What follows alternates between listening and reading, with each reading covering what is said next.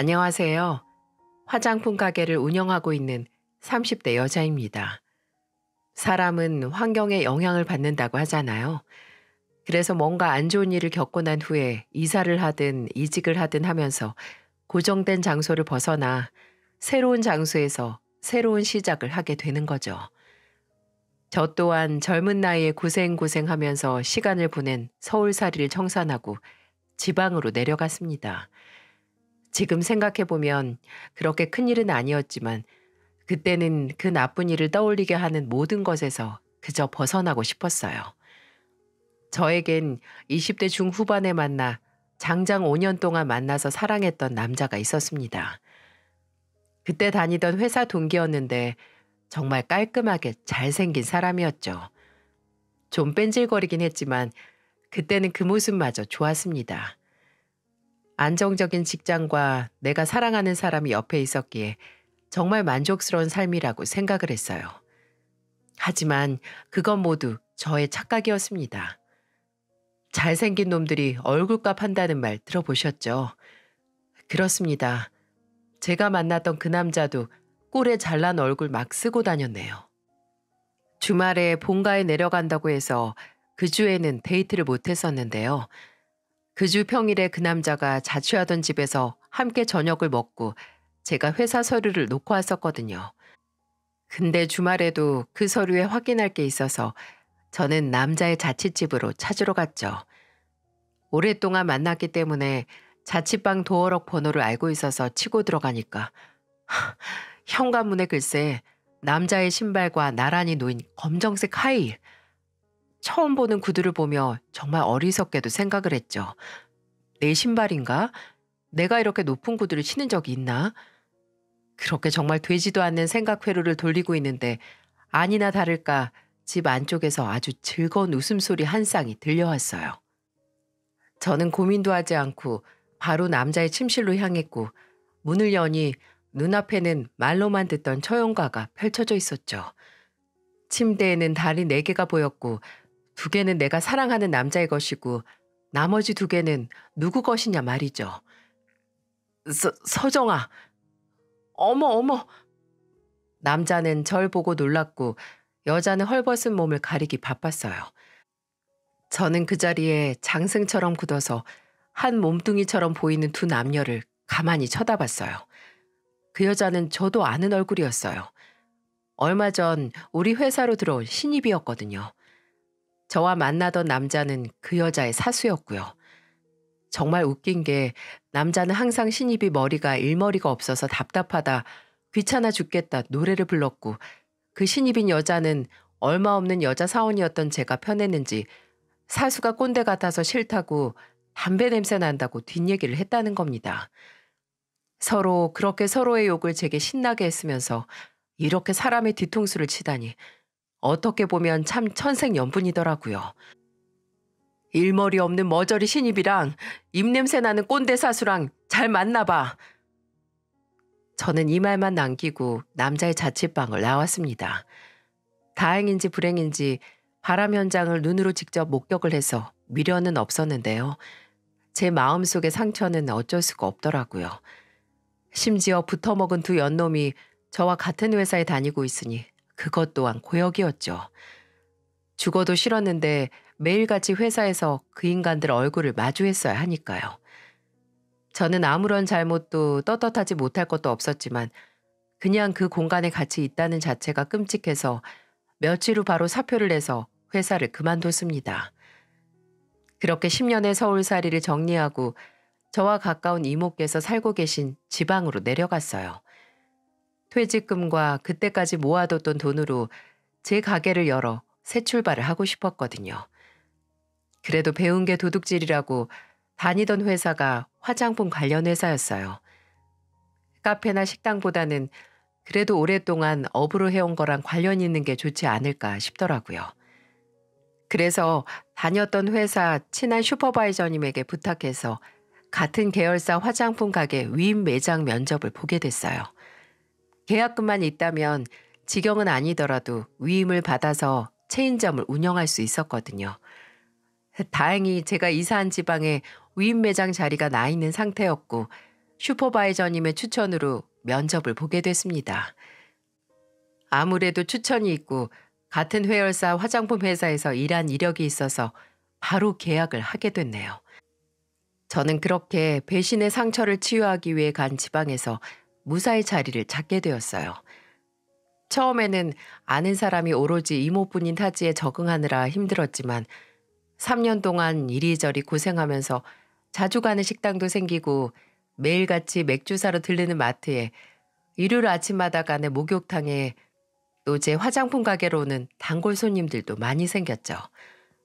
바쁘게 살다 보니까 서울에서 당한 수모와 상처는 정말 싹 잊혀져 갔습니다. 정말 뭔가를 잊고 지우고 싶다면 먼 곳으로 떠나 바쁘게 지내는 게 약이더라고요. 이모께서도 처음에 이사를 온 제 꼴이 영 아니었다고 하셨거든요. 세상 예민하고 날카로웠다고 이제는 시간이 지날수록 잘 웃고 얼굴도 밝아진 모습을 보더니 한숨 덜었다고 하셨고요. 그래서 그런지 제가 자리를 잡고 3년 정도 지났을 때 이모가 살고 계신 곳 군청에서 일하는 총각 하나를 만나보라고 하시더라고요. 예, 만나봐. 진짜 괜찮아서 그래. 이모가 일하는 센터 사람들이 침이 마르게 칭찬하는 괜찮은 총각이야. 그럼 뭐해? 45살이라며. 그렇습니다. 그 총각이라는 사람은 45살인 노총각이었던 거죠. 저도 그때 38살로 적은 나이는 아니었지만 반올림하면 50인 사람과의 만남이 쉬운 일은 아니더라고요. 서정이 너 그때 만났던 놈은 연하였다며 연하. 거기에 뺀질뺀질하게 얼굴만 잘라서 바람난 거 아니야. 남자 얼굴 볼 거 없어. 나이도 어느 정도 들어서 느긋하고 여유 있는 사람 만나야 하는 거야. 그럼 이모가 만나. 어차피 이모랑 나이 차이도 안 나는구만. 예, 나도 네 이모부만 없으면. 아이고 진짜 얘가 고모한테 못하는 소리가 없어. 쓸데없는 소리 하지 말고 딱 한 번만 만나봐. 이모가 구청 친구한테 말해서 자리 만들어 볼 테니까. 아, 됐어. 무슨 남자야. 내가 남자 잊으려고 여기까지 왔는데. 그럼 계속 혼자 살 거야? 아니잖아. 원래 사람은 사람으로 확실하게 잊혀지는 거야. 속눈 새음치고 한번 만나봐. 일단 한번 만나보고 얘기하라니까. 정말 진짜 만나봐야 아 진짜 좋은 사람이구나 하는 총각이라니까. 총각이 아니라 노총각. 저희 이모는 포기하지 않으셨어요. 3년이나 흘렀으니 이제 다른 사람을 만날 때라고 생각하셨나 봐요. 곧 있음 40인 조카가 혼자 있는 게 계속 신경 쓰였던 거죠. 하지만 그 상대가 45살 노총각이라니 이모의 말로는 군청에서 일 잘하기로도 소문났고 어르신들한테도 잘해서 거의 그 군청의 아이돌이라고 하네요. 주말에는 봉사도 하고 다녀서 마을 어르신들은 다들 사윗감으로 점 찍어놨다고 하던데 아니 그렇게 좋은 사람이었으면 왜 아직 혼자겠냐고요. 이모의 권유를 계속 거절했지만 이모는 어느샌가 저희 부모님께도 이 말을 전해서 저희 엄마도 연락이 오기 시작했어요. 적은 나이가 아니고 당장 어떻게 하라는 것도 아니니 하루 만나보라고요. 저는 드디어 백기를 들었습니다. 이모에게는 정말 만나만 보는 거라고 단단히 못을 받고 이모께서 약속 장소로 나갔습니다. 처음 그 군청 아이돌을 마주한 제 머릿속에는 이 생각이 들었어요. 아, 정말 착하고 일을 잘하나 보다.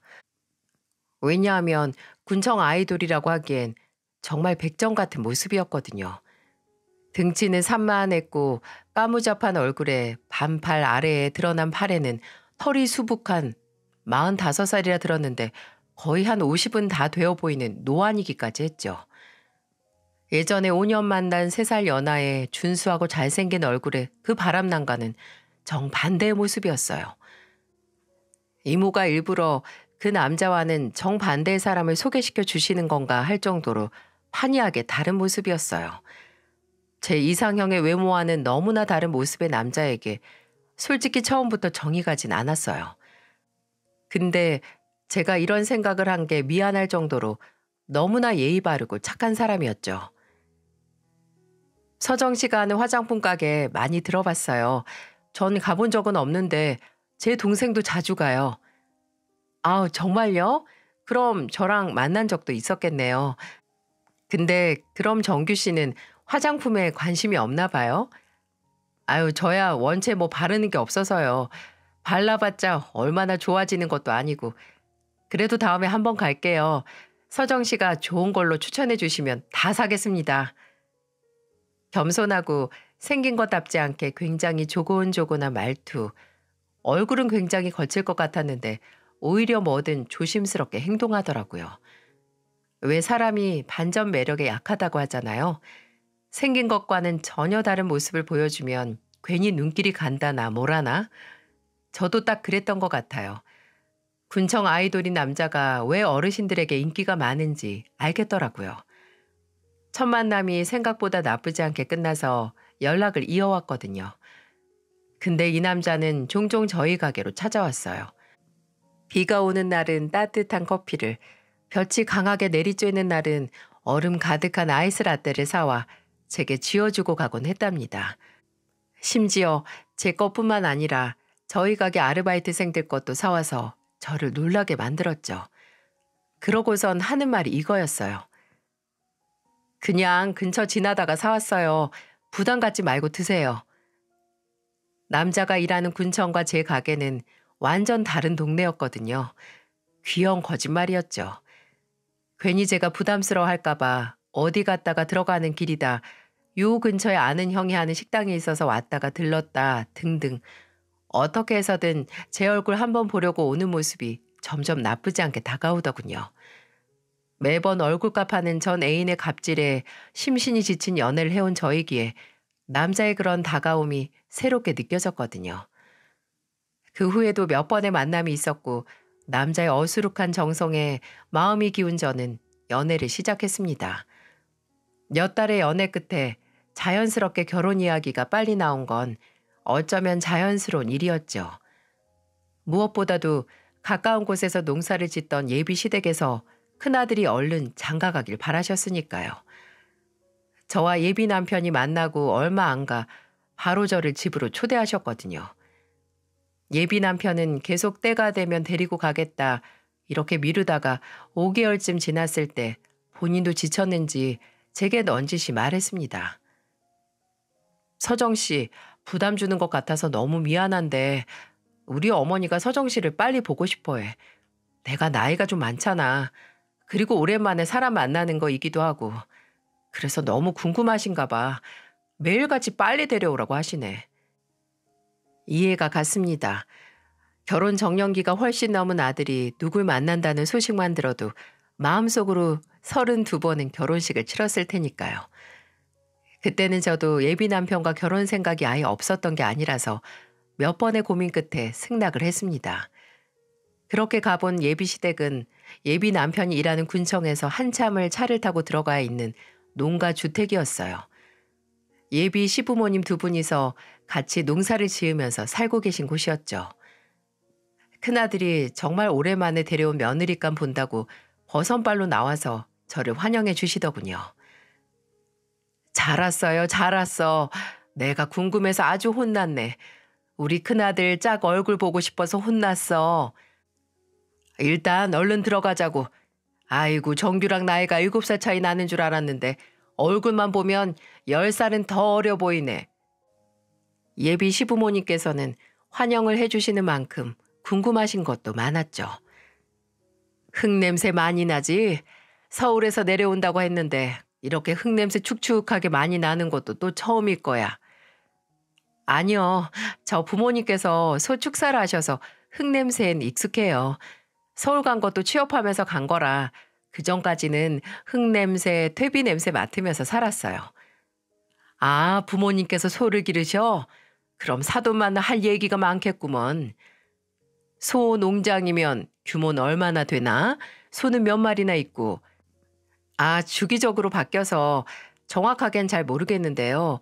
한 늘 100마리 정도는 유지하는 걸로 알고 있어요. 아유, 그럼 꽤 크게 하시네.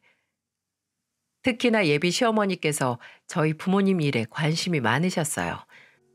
아무래도 같은 농축산업이라 그래서 그런가 보다 싶었죠. 언제부터 시작하셨냐? 소는 팔기만 하시냐? 황소랑 젖소 둘 다 있냐? 차교 사업은 안 하시냐? 질문이 끊이질 않았어요. 아니, 당신은 지금 우리 아들 며느리 궁금했던 거야? 아니면 농사 때려치우고 소 키우려고 하는 거야? 그러게요. 우리 어머니 왜 이렇게 축사에 관심이 많아요? 외기는 우리 큰아들 장가갈 곳이 어떤 곳인지 궁금해서 그렇지. 서정아, 얘 공무원인 거 알고 있지? 내가 밭에서 배추 따고 고추 따서 판 돈으로 이놈 나란이라는 공무원으로 맹글어 놓은 거야. 잘 알지? 시골에서 공부해서 시험 합격하기 얼마나 어려운데. 그럼요, 힘들죠. 그래, 알면 됐어. 아무리 서울에서 난다 간다 해도 여 시골에서는 그저 공무원 딱 되면 그때부터 인생 쫙 피는 거야. 여기 우리 집 위에 지붕도 우리 정규가 싹 갈아준 거고 이번에 우리 여기 화장실도 싹 고쳐놨지. 내가 참 우리 아들 하나는 잘 낳아놨어. 어머니 그만 좀 해요. 무슨 영담을 말해요? 서정 씨가 속으로 비웃겠어. 웃기는 왜 웃어? 개천에서 난 용이 딱 우리 아들인데. 서정아, 얘가 시기를 놓쳐서 결혼을 못한 거지 어디 문제가 있어서 그런 거 절대 아니다. 서정이가 그건 알아줘야 돼. 이때까지만 해도 그저 예비 시어머니께서 아들에 대한 사랑이 참 지극하시구나 싶었습니다. 좀 끼고 도는 게 없지 않아 있었지만 그 시대 어르신분들이 거의 그러시니 저도 크게 괴념치 않고 넘겼어요. 시간이 흘러 상견례 날이 되었어요. 처음에는 저희 부모님이 사는 지역과 예비 시댁이 있는 지역 딱 중간 지점에서 만날까 했는데 저희 부모님께서 특별히 제가 있는 지역까지 오셨었어요. 그렇게 만난 상견례 자리는 다행히 분위기가 좋았죠. 시댁에 갔을 때 만나지 못했던 예비 시누이까지 오기도 했고요. 예비 시부모님은 먼 길까지 온 저희 부모님께 감사드린다고 밭에서 직접 딴 각종 야채들을 커다란 박스째로 챙겨와 선물을 해주셨어요. 사부인, 아까 주신 채소들 정말 잘 받겠습니다. 잠깐 봤는데도 다 싱싱하고 큼직큼직한 게 상태가 너무 좋아 보이더라고요. 바로 어제 딴 거라서 정말 싱싱할 거예요. 먼 곳에서 오셨는데 그 정도는 당연히 대접을 해드려야죠. 저희 큰아들 잘 봐주십사 드리는 뇌물이니까 아무쪼록 맛있게 드시길 바랍니다. 서로 독담도 나누고 자식들의 칭찬도 하면서 맛있는 음식도 먹으니 절로 웃음이 나더군요. 예단이나 혼수는 어떻게 할까요? 뭐 다 애들이 알아서들 할 테지만 사돈 어른이나 사부인께서 원하시는 게 있으시면 먼저 말씀해 주세요. 아유, 자식으로 장사하는 것도 아니고 뭘 원하는 게 있나요? 그냥 지들끼리 잘 살면 그게 남는 거죠. 예단과 혼수 얘기를 먼저 꺼내는 저희 어머니에게 예비 시어머니는 그냥 넘기자고 먼저 말씀을 하셨습니다. 저와 남편이 상의한 대로 신혼집도 제가 사는 빌라에서 시작한다고 하니 어른들 모두 고개를 끄덕이셨어요. 나이가 찰대로 찬 자식들이 결혼을 하니 모두 알아서 해라 하셔서 오히려 마음이 편했죠. 그러다가 저희 어머니께서 말없이 식사만 하는 예비 시누이에게 말을 거셨어요. 사돈 처녀도 서울에서 일했다고 했는데 우리 서정이처럼 잠깐 쉬려고 고향으로 내려온 거예요? 아, 서울에서 일하긴 했는데 다시 올라갈 생각은 없어요. 아니 왜? 아무래도 젊은 사람 일하기에는 서울이 더 자리가 많지 않나? 회사 다녔다고 들었는데. 회사에서 일하다가 꼰대들 갑질에 질렸거든요.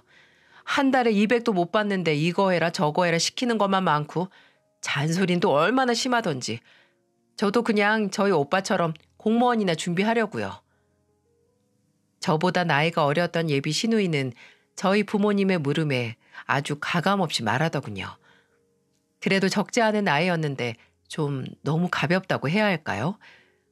그래도 거슬릴 만큼 무례하진 않아서 다행이었죠.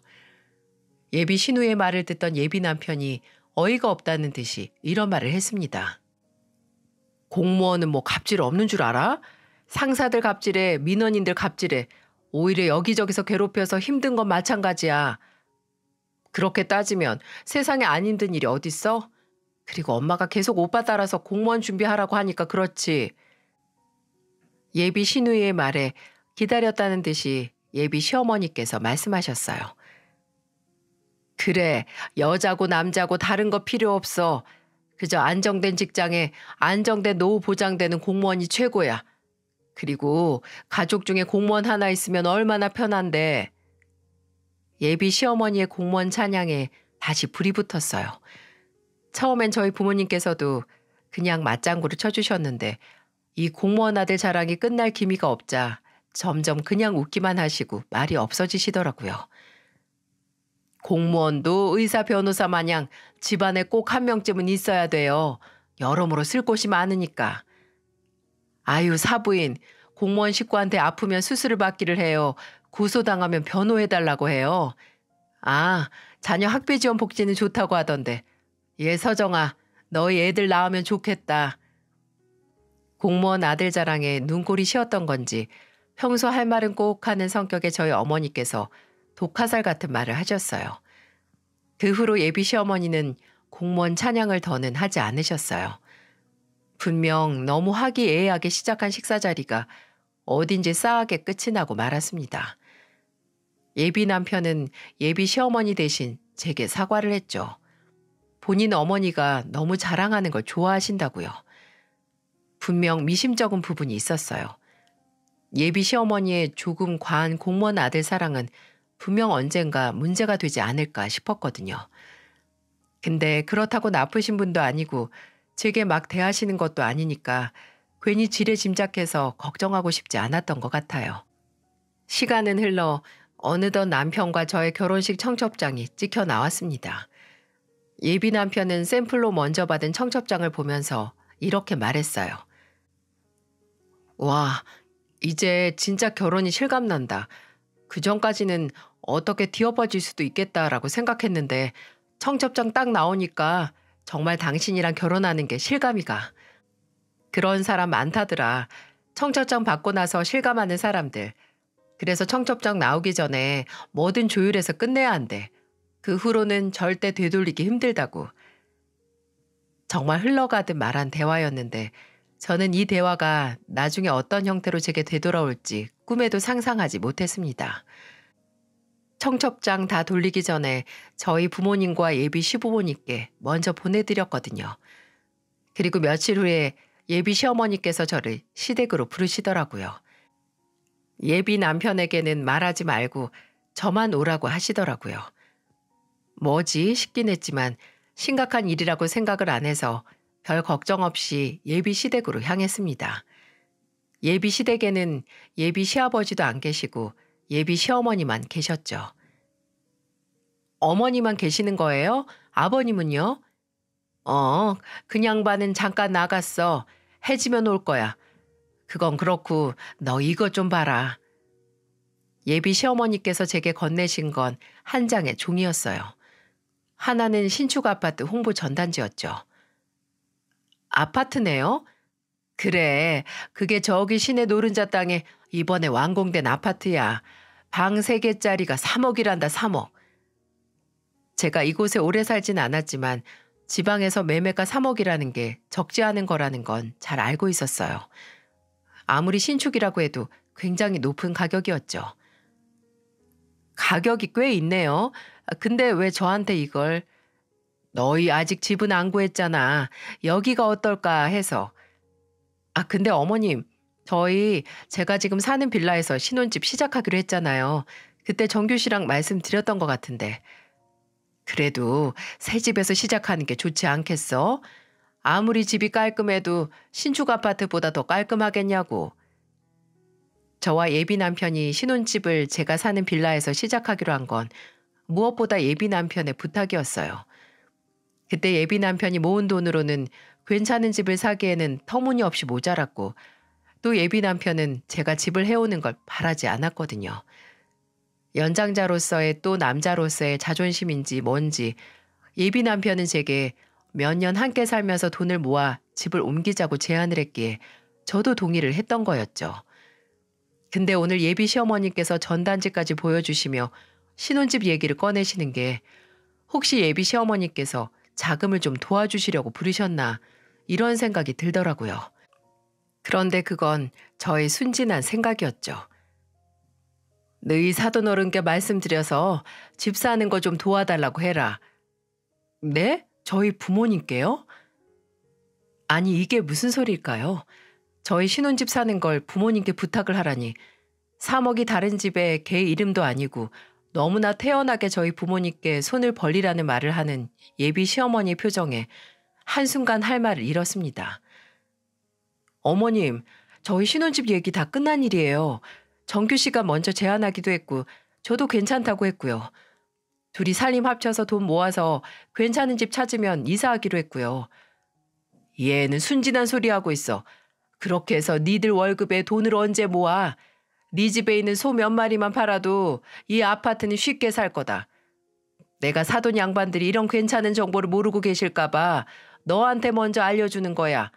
이거 집에 보여드려라. 어? 새 집에서 시작해야 시작이 좋은 거야. 그리고 너 공무원 남편 만나려면 이 정도는 해와야 돼. 알아들어? 갈수록 태산이더군요. 아니, 공무원 남편 얻으려면 3억짜리 집 정도는 해와야 한다니. 대체 이게 어느 나라 법이랍니까? 어머님, 저도 새 집에서 시작하고 싶었는데 정규 씨가 지금 집 할 돈이 없다고 지금부터 모아서 하자고 한 거예요. 이런 말 할 거면 정규 씨한테 하세요. 이걸 왜 정규한테 말해? 집 해오는 사람한테 해야지. 힘든 나란일 하는 남편, 그냥 너 살던 그 좁아터진 빌라에서 출퇴근하라, 이 말이니? 아니, 정규 씨가 무슨 대통령이에요? 대통령이면 청와대에서 출퇴근했겠죠. 아무튼 저는 아파트 문제로 저희 부모님께 따로 말씀 안 드릴 거예요. 처음부터 부모님께 손 안 벌리고 결혼하려고 마음 먹었고 같이 돈 모아 집 사자는 것도 정규 씨라니까요. 제 단호한 말에 예비 시어머니는 말을 잇지 못하셨어요.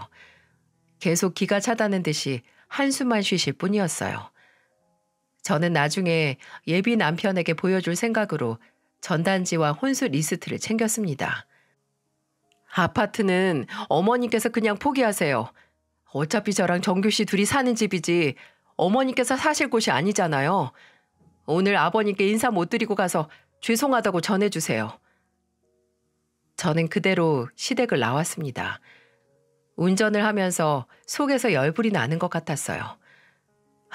예비 시어머니가 때를 기다리신 거구나 하는 생각이 들었죠. 혼수도 예단도 필요 없다던 사람이 청첩장 나오자마자 이렇게 원하는 걸 말씀하시니 어이가 없었어요. 저는 그대로 예비 남편이 사는 집으로 갔습니다. 아닌 밤중에 나타난 절 보고 예비 남편은 많이 놀라더군요. 그리고 이어서 제가 내민 아파트 전단지를 보고 2배로 더 놀랐습니다. 난 신혼집 구할 생각이 있었어. 근데 정규 씨가 지금 준비가 안 됐다고 미루자고 한 거잖아. 나도 새 집에서 시작하고 싶어도 정규 씨 생각해서 포기한 거라고. 근데 내가 갑자기 어머니께 이런 걸 받았으니 내 마음이 어땠겠어? 진짜 내가 할 말이 없다. 미안해. 우리 어머니가 날 너무 생각해서 그래. 아무리 생각해도 살던 집에서 새로 시작한다는 게 용납이 안 되셨나 봐. 그럼 우리 부모님은 나 안 생각해? 하나뿐인 딸, 더 좋은 집에서 시작했으면 하신 분들이 바로 우리 부모님이야. 근데 정규 씨도 우리 부모님 도움 안 받았고 나도 우리들 힘으로 시작하는 게 더 좋다고 합의해서 결정난 일이잖아. 나는 우리 부모님 다 설득해서 다른 말 안 나오게 했는데 이게 뭐야? 미안해. 내가 정말 미안. 내가 어머니한테 말씀드릴게. 더 이상 이런 문제로 얘기 안 나오게 내가 말씀 잘 드려볼게. 제게 미안해서 어쩔 줄 몰라 하는 예비 남편을 보니 화가 한꺼풀 풀렸습니다. 예비 남편은 본인이 해결하겠다고 제게 단단히 약속을 했고 저는 그런 예비 남편의 말을 믿었어요. 그 후로 따로 예비 시어머니께 연락은 없었습니다. 하지만 저는 계속 그날 일이 마음에 걸렸어요. 홧김에 예비 시어머니와 괜한 골을 만든 것 같아서였죠. 결혼식을 올리기도 전에 예비 시어머니와 괜한 갈등을 만든 것 같아 일을 바로 잡아야겠다는 생각이 들었어요. 그래서 제가 쉬는 날 따로 혼자 시댁을 방문했죠. 평소 예비 시어머니께서 좋아하신다는 양념게장을 잘하는 집에서 포장을 해가서 말이죠. 혼자 계시던 예비 시어머니는 갑작스럽게 찾아온 절 보고 눈을 한번 흘기시더니 들어오라고 하시더군요. 주방에 가져온 양념게장을 풀어놓고 예비 시어머니와 마주 앉아 말했습니다. 어머님, 그날은 어머님도 저도 서로한테 선을 넘은 것 같아요. 저도 이미 정규 씨가 끝난 얘기를 어머님이 저만 따로 불러서 하시니까 많이 당황했고, 그래서 어머니께 그렇게 단호하게 말할 수밖에 없었고요. 근데 결혼 전에 괜히 이런 일로 서로 얼굴 붉힐 수 없잖아요. 그래서 그냥 없던 일로 하고 넘어갔으면 해요. 제 마음 이해하시죠? 제 말에 예비 시어머니는 가만히 앉아 계시다가 이내 고개를 아주 작게 까닥이셨어요. 기대했던 반응은 아니었지만 그래도 뜻이 전해졌다고 생각을 했어요. 저는 그날 이후로 예비 시어머니와의 접촉을 최소화했습니다. 아무래도 예비 시어머니와 많이 마주쳐봤자 좋을 게 없을 것 같았거든요. 그냥 아름다운 거리를 유지하면서 사는 게 최선이라는 생각이었죠. 근데 주말 아침에 뜬금없이 예비 시어머니께서 제가 사는 집에 찾아오신 게 아니겠어요? 아침부터 누가 초인종을 누르길래 자다 일어나서 나갔죠. 그날은 오후부터 가게에 나갈 생각이라서 늦잠 좀 자려고 했는데 그렇게 문을 여니 예비 시어머니께서 날카로운 눈으로 서 계셨죠. 어머님, 아니 어떻게 오셨어요? 저희 집은 어떻게 하시고? 정규한테 물었지 어떻게 알았겠어? 그렇게 제 옆을 스쳐 거침없이 집으로 들어오시면서 이렇게 말씀하시더군요. 근데 어째 현관이 좀 작다. 그리고 이어서 예비 시어머니는 거실, 주방, 그리고 방 2개와 화장실까지 샅샅이 둘러보셨어요. 거실은 실평수가 어떻게 되니? 여기 베란다는 튼 거니? 여기 방이랑 저 방이랑 크기 차이가 얼마 없네. 화장실은 1개뿐이니? 아유. 그리고 알았습니다. 아, 예비 시어머니께서 신혼집 대신한다는 집을 살펴보러 오셨구나 하고요. 매서운 눈으로 이쪽 저쪽 살펴보던 예비 시어머니는 거실 소파에 앉아 제게 말씀하셨어요. 화장실이 1개라서 불편하겠는데? 저랑 정규 씨랑 둘이 사는데 화장실이 1개면 되죠. 뭐 사람 수대로 화장실 쓰나요? 아니, 너랑 정규 결혼하면 내가 한 1년만 부탁하고 싶은 게 있는데. 어떤 건데요? 정미가 이번에 제 오빠 따라서 공무원 시험 준비하잖니. 근데 집에서 시내 학원까지 다니기 아무래도 힘들 것 같아서 지금 집에서 시내까지 가려면 차 끌고 가야 하니까. 그래서 말인데 시험 준비하는 딱 1년만 니들 집에서 정미가 좀 같이 살면 안 될까 해서. 부탁이 있다는 말부터 불안했는데 역시나였어요. 서울에서 일을 그만두고 지금은 시댁에서 살고 있는 시누이가 시험을 준비하는 동안 맡아달라는 거 아닌가요? 아니, 학생도 아니고 30이 넘는 어른인데 왜 굳이 오빠의 신혼집에서 학원을 다니며 시험 준비를 해야 할까요? 아가씨가 어린애도 아니고 시댁에서 다니기가 힘들면 잠깐 자취방이라도 구하면 되죠. 서울에서 자취할 때 뺀 전세금도 있을 거 아니에요. 그건 지 돈이 아니라 나랑 애 아빠 돈이었지. 근데 어차피 시내랑 가까운데 오빠가 사는 집이 있는데 뭐하러 돈을 써? 근데 아가씨는 괜찮대요? 어머니 말씀처럼 여기 화장실도 1개라서 불편할 거고 집도 그렇게 크지 않은데요. 걔가 싫을 게 뭐 있어. 지 오빠랑 세원이랑 살면 아무래도 마음도 놓일 거고. 그리고 집이 좁은 건 그러게 내가 아파트 얘기했잖니. 거긴 방도 3개고 화장실도 2개라서 불편할 거 하나 없을 텐데. 공무원 된다는 가족 팍팍 밀어줘야지. 정미가 붙으면 나중에 네가 덕보는 거야. 신우이와 마치 이미 확정짓고 말하는 것 같아서 더 이상 말을 하고 싶지 않았습니다. 더 이상 뭐든 싫다고 거절하는 며느리로 보이고 싶지도 않아서 저는 예비 시어머니께 이렇게 말을 했어요. 어머님, 일단 정규 씨랑 상의 좀 해볼게요. 저도 지금 갑자기 들어서 정신이 하나도 없기도 하고. 정규? 정규는 걱정 말어. 이미 말했으니까. 무슨 말이요? 정규 씨도 알고 있어요? 내가 정규한테 먼저 말했는데 정규가 너한테 물어보라고 하더라. 전혀 듣도 보도 못한 얘기였어요. 아니 이런 얘기를 예비 시어머니께 들었으면 저한테 떠넘기는 게 아니라 본인 선에서 해결을 하든가 아니면 들었으면 먼저 말을 해줘야 하는 거 아닌가요? 저는 머리 끝까지 화가 났고 일단 예비 시어머니께는 나중에 말을 드리겠다 하고는 돌려보냈어요. 그리고 예비 남편에게는 저 가게 문 닫는 시간에 맞춰 저희 집으로 좀 와달라고 문자를 남겼죠. 하루 종일 매장에서 일하면서 화를 가다듬었습니다. 이렇게 화가 난 상태에서 제대로 된 대화를 할 수 없었으니까요. 그렇게 밤 늦은 시간 집으로 가니까 먼저 온 예비 남편이 저를 기다리고 있더라고요. 아직 예비 시어머니께 들은 말이 없는지 별 생각이 없어 보이는 예비 남편의 얼굴. 저는 영문을 모르는 예비 남편에게 호흡을 가다듬고 말했습니다. 아가씨가 시험 준비하면서 여기서 산다고 하는 거 언제 들었어? 그제서야 예비 남편은 아차 싶은 표정을 하더군요. 그리고 더듬더듬 말을 했어요. 아니, 어머니가 정미 시험 준비하면서 시내 근처에서 자취해야 할 것 같다고 하는데 우리 집에서 하는 게 어떠냐고 해서 나야 상관이 없고 당신만 동의하면 되는 거니까 당신한테 물어보라고 했지. 그럼 내가 허락할 거라고 생각했어? 넓지도 않은 이 집에서 시누이랑 같이 살라는 걸? 아무리 그래도 어머님한테 직접 듣는 게 아니라 당신이 나한테 말을 했어야지. 미안해. 내가 생각이 없었어. 그냥 어머니가 힘들어 보이셔서 지금 정미 자취방 구해주실 여윳돈이 없으시대. 그래서 난 그냥... 아무리 생각해도 이 착한 남자는 착하다기보다는 너무나 우유부단한 사람이었어요. 그저 가족이 부모님이 어머니가 원하는 대로 이리저리 끌려다니고 나중에 제가 이의제기를 했을 때야 문제를 아는 그런 사람이었죠. 솔직히 이렇게 우유부단한 사람을 1부터 10까지 죄다 가르쳐가며 살 저의 미래가 눈앞에 그려졌어요.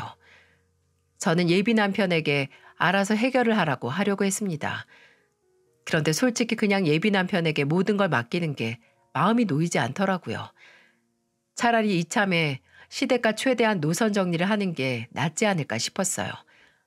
그래서 다음날 함께 시댁으로 가자고 했습니다.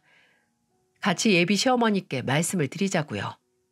그렇게 다음날이 됐고 저는 예비 시부모님께 점심을 먹으러 찾아뵙겠다는 연락을 드렸습니다. 그리고 이것저것 먹을거리를 사서 시댁으로 향했죠. 예비 남편에게는 괜히 내 편만 들 필요 없이 당신이 생각하기에 맞는 말 하라고 말을 했습니다. 저는 이번에 예비 남편이 어떻게 행동할지 살펴볼 생각이었으니까요. 시댁에 도착했고 아직 아무것도 모르는 것 같은 예비 시아버지와 미심쩍게 저를 쳐다보는 예비 시어머니가 저희를 맞이해 주셨죠. 예비 시누이는 집에 없는 것 같았고요. 예비 시어머니가 해주신 콩국수를 얻어먹고 제가 사온 디저트를 먹었습니다. 그리고 제가 먼저 입을 열었죠. 어머님, 아버님, 이번에 아가씨 시험 준비 저희 신혼집에서 하는 거 죄송하지만 거절해야 할 것 같아요. 제가 꺼낸 말에 예비 시아버지도 시어머니도 모두 놀란 눈치였어요. 예비 남편은 무슨 죄를 진 것도 아닌데 고개만 푹 숙이고 있었고요. 정미 시험 준비? 그게 다 무슨 소리야? 정미 시험 준비를 왜 너희 신혼집에서 해? 가만 보니 예비 시아버지께서는 이 일에 대해 전혀 모르고 계셨더라고요. 저는 천천히 다음 말을 이어갔죠. 지금 집이 넓은 집도 아니고 아가씨도 공부하면서 불편할 거예요. 어머니 말씀대로 그 신축 아파트를 사서 살았으면 혹시 몰랐겠지만 그것도 아니잖아요. 죄송하지만 어머님 부탁은 못 들어드릴 것 같네요. 정규 씨도 동의했고요. 제 말에 예비 시어머니는 확 예비 남편을 쳐다보시더라고요. 그게 정말이냐? 너도 네 동생 공무원 준비하는데 방 하나 못 내어줘? 아니, 이 사람이 안 된다고 하니까. 기가 막히지 않나요? 완전 제 탓이잖아요. 처음부터 제 의견은 상관없이 시댁 식구들끼리 말 맞췄으면서 이제 와서 제가 싫다고 했다고 모든 책임을 저한테 넘기다뇨. 그때 저의 다짐은 거의 80%까지 확실해졌습니다. 예비 남편에게 실망을 멈추지 못하고 있을 때 예비 시어머니께서 큰 소리로 저를 꾸짖으시더군요. 예, 넌 뭐 그렇게 싫은 게 많으니? 어? 아파트 해오라는 것도 싫다. 시누이 방 하나 내주는 것도 싫다.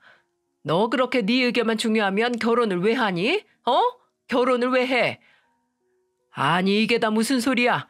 아파트는 뭐고 정미 시험은 또 뭐고? 아유, 당신은 좀 가만히 있어봐요. 너는 나이도 찰대로 차내가 뭐가 그렇게 불만이 많어? 어머님, 제가 어머님이랑 결혼하는 거예요? 아가씨랑 결혼하는 거예요? 저 정규 씨랑 결혼하는 거고 집 문제 다 정규 씨랑 얘기 끝났던 거예요. 어머님께도 저희 부모님께도 다 말씀드렸고 괜찮다고 하셨는데 왜 이제 와서 집 문제를 꺼내신 건지 전 정말 이해가 안 가네요. 그리고 제 집에 와보셨잖아요. 저기서 아가씨랑 같이 사는 게 말이 된다고 생각하세요? 시험 준비한다면서요? 그러니까 내가 그 아파트 사라고 했잖아. 네가 그 아파트만 해오면 다 해결될 일인데 뭐가 그렇게 싫어? 어? 뭐가 그렇게 싫은 게 많냐고. 너 공무원 아내 자리가 어디 쉽게 오는 줄 알아? 너 내 아들이랑 결혼하면 여기저기 다니면서 동네 사람들이 다 그런다. 저기 공무원이랑 결혼했다고. 공무원 아내라고 다 부러워해. 어머니, 당신 그게 무슨 소리야? 새아기가 무슨 아파트를 해와? 아휴, 사돈이 소가 100마리면 뭐하고 1000마리면 뭐해? 뭐 하나 해오는 게 없는데. 예, 너 집 해오기도 싫고 정미시험 도와주기도 싫으면 이거라도 해와라.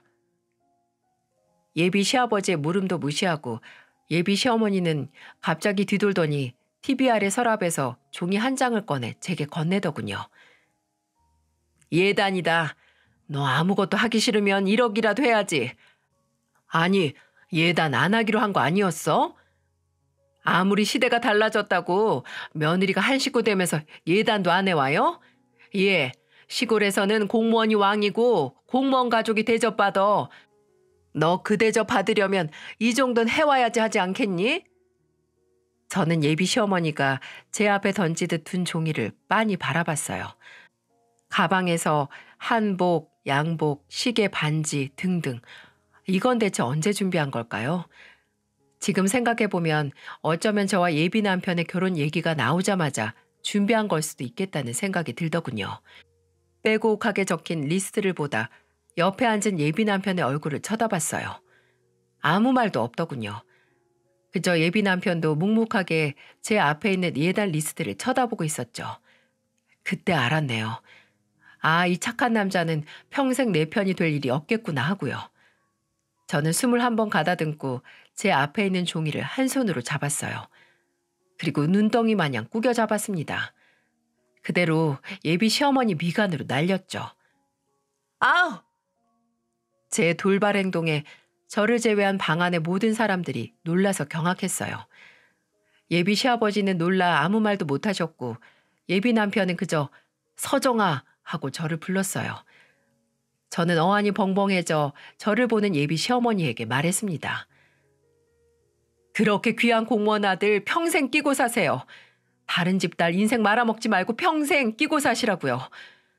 뭐 자식 가지고 장사하는 거 아니라고 하더니 누구보다 자식으로 장사하는데 진심이시네요. 처음엔 3억 아파트를 해오라고 하지 않나. 아직도 백수로 사는 딸을 맡기려고 하질 않나. 이번엔 뭐 예단 리스트를 정성스럽게 준비해 오셨어요? 참으로 정성이 대단하시네요. 됐어요. 이런 결혼 안 하고 맙니다. 제발 다른 여자들 고생시키지 마시고 귀한 공무원 아들 옆에 끼고 평생 무병장수하세요. 저는 그대로 시댁에서 나왔습니다. 우라통이 터진다는 듯이 소리를 빽 지르는 예비 시어머니와 저를 붙잡은 예비 남편도 싹 무시하고 나와버렸네요. 그래도 운전하고 집으로 오면서 너무 화가 나기도 했고 후련하기도 했고 또 허무하기도 하더군요. 분명 이번은 다를 거라고 생각했는데 시댁도 잘못 골랐고 또 착하다고만 생각했던 남편감도 잘못 골랐네요. 그 남자는 착하기만 할 뿐 제 편은 아니었던 겁니다. 얼굴 잘난 놈은 얼굴값 한다고 하죠. 못생긴 놈은 꼴값 하더군요. 저는 바로 저희 부모님께 연락을 했습니다. 파혼했다고요. 지금까지 일을 모두 어머니께 말하니까 어머니는 차라리 잘 됐다고 하셨어요. 처음부터 이상했다고. 이미 잘할 대로 자란 공무원 아들 예뻐 죽으려고 하는 모습에 어머니께서도 미심쩍으셨다고요. 그날 그대로 집으로 오고 밤이 되자 예비 남편은 득달같이 제게 찾아왔더라고요. 제발 말 좀 하자고 애절하게 말해서 들여보내줬더니 정말 말도 안 되는 변명만 늘어놓더군요. 내가 미안해. 아니 나는 그 예단 리스트 보고 당신이랑 같이 준비하려고 했지. 나랑 같이 준비하고 당신이 준비했다고 어머니께 말씀드리면 됐잖아. 지금 그게 말이 돼? 내가 왜 화났는지 모르겠어? 잘난 공무원 아들 하면서 나한테 뭐든 받아내려는 모습에 화가 난다는 거잖아. 나는 뭐 소중한 딸 아니야? 우리 부모님은 당신한테 아무것도 바라는 거 없는데 왜 당신 어머니만 공무원 아들하고 결혼시켜준다고 아파트며 예단이며 뭐든 해주길 바라시는 거냐고. 우리 어머니가 그동안 고생을 많이 하셔서 그래. 내가 시험에 많이 떨어지기도 했고 그거 뒤치다꺼리 다 해주시고 그래서 그러신 거야. 나쁜 뜻은 없었어. 그래, 당신도 그렇게 안쓰러운 어머니랑 평생 살고 당신 어머니도 대단한 공무원 아들이랑 평생 살면 되겠네. 그게 모두 다가 행복한 결말이야. 그리고 나는 거기서 나올 거고 나까지 끌어들일 생각하지 마. 저는 그대로 예비 남편을 내쫓았어요. 예비 남편은 본인이 잘하겠다, 해결하겠다 제게 빌었지만 40년을 그렇게 살아온 사람이 어떻게 단번에 바뀌겠어요? 저는 그걸 기다려줄 시간도 에너지도 없었습니다. 그냥 아닌 건 아닌 거죠. 예비 남편이었던 남자에게 결혼식 계약금을 돌려줬어요. 먼저 파혼을 통보한 건 저이기에 반만 돌려보는 게 아니라 그냥 전 금액을 다 돌려줬어요. 분명 잘못은 제가 아닌 예비 시댁이 있어서 제가 다 부담하는 게 억울하긴 했지만 그저 큰 인생 수업료라고 치고 보냈습니다.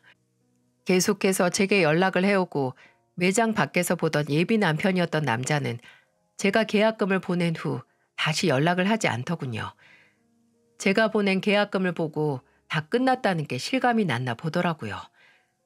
제 파혼 소식에 제일 놀라고 충격을 먹은 건 바로 이모였어요. 이모는 저희 어머니에게 예비 시댁이었던 곳에 만행을 듣고 미안해서 어쩔 줄 몰라 하셨어요. 그리고 그 총각이 결혼을 못했던 게 어쩌면 그 어머니 때문은 아니냐고 제게 말씀하셨고요. 제 파혼은 이제 거의 반년이 넘어가는데 예비 남편이었던 사람은 아직 아무도 만나고 있지 않나 보더라고요. 혹시 모르죠. 귀한 공무원 아들로 장사하려던 어머니 덕분에 평생 혼자 사는 건 아닌지요. 주변에 파혼 소식을 알리는 것보다 더 힘들었던 건 분명 나쁜 일을 잊기 위해 온 곳에서 또다시 이런 일이 벌어졌다는 걸 인정하는 일이었어요. 나쁜 일은 어디에서도 있을 수 있지만 정말 이곳에서는 이런 일이 안 벌어졌으면 했거든요. 하지만 이번에는 도망치지 않았어요. 모든 걸 정리하고 떠나기보다는 그저 지나간 일, 나는 떳떳한 일이라고 생각하며 버티려고요. 예전에는 제게 닥친 비극을 마주할 용기가 없어 그곳을 떠났지만 종종 왜 내가 떠났을까 하는 의문이 들었거든요. 이번에는 그런 의문이 들지 않도록 저를 비켜간 비극을 마주하고 버티려고요. 또 이제는 사람은 사람으로 잊혀진다는 말을 믿지 않습니다. 사람을 잊는 건 그저 내 자신이 홀로 있어도 완전한 사람이 되는 것뿐이라는 걸 이번에 알았어요. 괜히 완전히 다른 타인이 결혼으로 내 편이 된다고 생각하지 않고 그저 내 편은 나뿐이라는 걸 인지하고 더 단단한 사람이 되려고 합니다. 그래서 요즘에는 이것저것 많이 보고 배우고 다니고 있어요. 새로 매장에 온 알바생이 추천해줘서 향수 제조하는 수업도 나가고 목공 수업도 들으러 다니고 있어요. 역시 사람은 바쁘게 움직여야 이런저런 쓸데없는 생각이 안 드는 것 같습니다. 한번 커다란 재해와 같은 관계가 저를 비껴갔다고 생각하니 오히려 차분해지는 기분이에요. 몇 년 전만 하더라도 남자도 결혼에 대한 집착과 불안이 마음에 어느 정도 있었는데 그게 싹 사라진 기분이랍니다. 역시 그 어떤 것보다도 경험이 최고의 수업이 아닌가 싶네요. 제 기나긴 인생 수업 경험담을 들어주신 분들에게 감사의 말씀을 전하고 싶어요. 모두 단단하고 강한 사람이 되셨으면 좋겠습니다.